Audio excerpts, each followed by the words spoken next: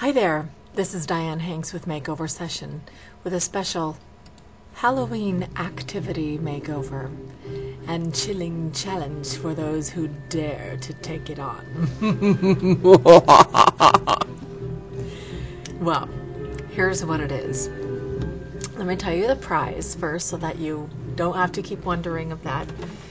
I'm going to send you this really cool little photo album. You get to put your pictures in there, and also a notebook. It's very nice. It's a $25 value. It comes in this special little gift set like this. And I wanted to offer this challenge because I have seen such a difference between what people do and don't do to celebrate Halloween. You know, holidays are a time that you can really celebrate, or you can do nothing and the day passes like any other day. Well, why not do something and make it really fun? You don't have to spend a lot of money. You can just have a great time appreciating the fun parts about Halloween. So one of the things that I thought you could do is get a little notebook. You could make this. I took this from a calendar that I had and filled in one of those notebooks that you can just get at Staples or something. And this one is just for Halloween stuff. Another thing that I love to do at Halloween is to take out my old Halloween pictures and put them up. This was when I was Cleopatra one year. The black hair. Ooh, I loved it. It was pretty fun. But Halloween it's a fun time of year that you can, be scared a little bit without, knowing that you're safe. And so what I would love for you to do is to go into your little library, and if you don't have a library in your home, you can go to your city library or go to a bookstore, and it'd be really, really awesome if you added one new Halloween book every year to your little life collection of beautiful children's picture books. I have done this for many years, and I have a lot of really cool Halloween books. I'm just going to share one little story with you tonight. So that's what I want to do, is get on your costume and read us a little story. This is from this one called Mostly Ghostly, and the illustrations are positively, deliciously disgusting. They're so fun. Look at some of them. Wow. They really are just so cool and scary. We see so much digital artwork today that sometimes people forget that they really do have awesome books and things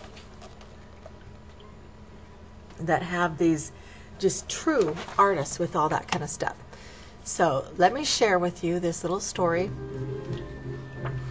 It's called A Creature of Habit, so that you will kind of know what I would like you to do. Get on your costume. I have on my costume, and I'm going to read you a short little Halloween story.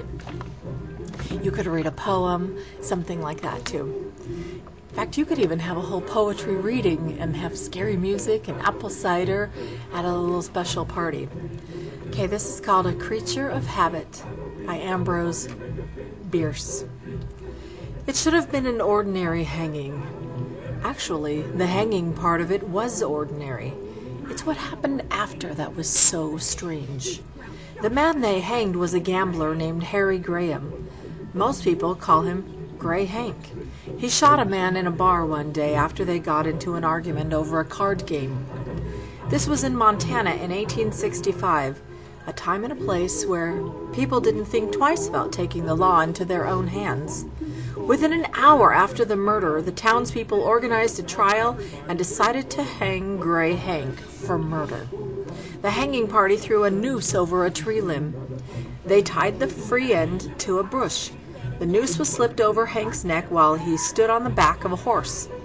At the snap of a whip, the horse sprang from under him, leaving Gray Hank's feet swinging 18 inches from the ground. He hung there for exactly half an hour, and the crowd stayed to watch. Then doctors came forward and pronounced him dead. The rope was untied from the bush, and 2 men lowered the body. As soon as its feet touched the ground, the corpse rushed into the crowd, trailing the rope behind.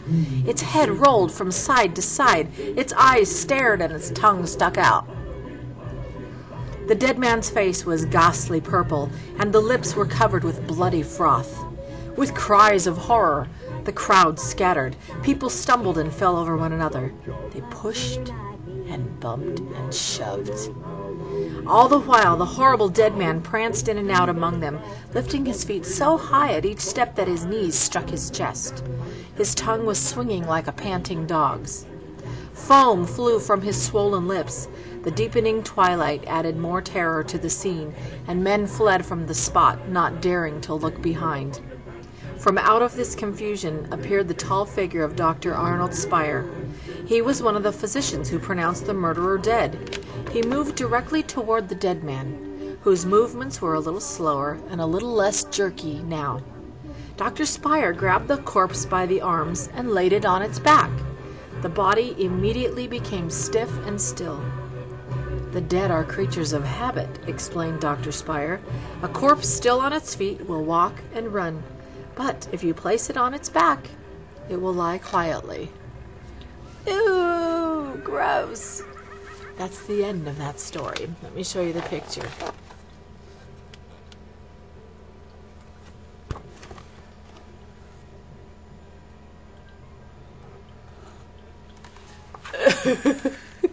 Gross. So, that's the end of my story, but it's the beginning of yours. Please accept my chilling challenge and increase your Halloween literature library and share with us your costume and a really cool story for Halloween or a poem. Thank you for joining me on this special Halloween activity makeover.